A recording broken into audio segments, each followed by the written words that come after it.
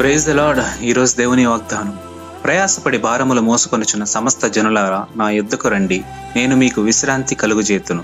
మత్తయి సువార్త 11:28. కొన్నిసార్లు మన హృదయం మోయలేని భారాన్ని మోస్తుంది.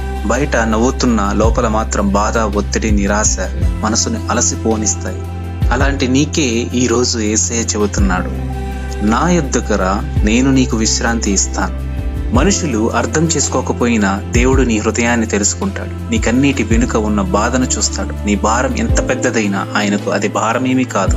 ఈ రోజు ఆందోళనను విడిచిపెట్టి దేవుని దగ్గరికి రా. ఆయన నీ మనస్సు సమాధానం, నీ హృదయానికి విశ్రాంతి ఇస్తాడు. దేవుడు మిమ్మల్ని దీవించి ఆశీర్వదించి కాపాడును గాక. ఆమేన్.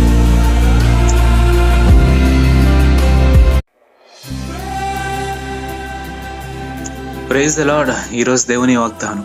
ప్రయాసపడి భారములు మోసుకొనుచున్న సమస్త జనులారా నా యొద్దకు రండి, నేను మీకు విశ్రాంతి కలుగుజేతును. మత్తయి సువార్త 11:28. కొన్నిసార్లు మన హృదయం మోయలేని భారాన్ని మోస్తుంది. బయట నవ్వుతున్న లోపల మాత్రం బాధ, ఒత్తిడి, నిరాశ మనసుని అలసిపోనిస్తాయి. అలాంటి నీకే ఈరోజు యేసయ్య చెబుతున్నాడు, నా యొద్దకు రా, నేను నీకు విశ్రాంతి ఇస్తాను. మనుషులు అర్థం చేసుకోకపోయినా దేవుడు నీ హృదయాన్ని తెలుసుకుంటాడు. నీకన్నిటి వెనుక ఉన్న బాధను చూస్తాడు. నీ భారం ఎంత పెద్దదైనా ఆయనకు అది భారమేమీ కాదు. ఈ రోజు ఆందోళనను విడిచిపెట్టి దేవుని దగ్గరికి రా. ఆయన నీ మనస్సు సమాధానం, నీ హృదయానికి విశ్రాంతి ఇస్తాడు. దేవుడు మిమ్మల్ని దీవించి ఆశీర్వదించి కాపాడును గాక. ఆమేన్.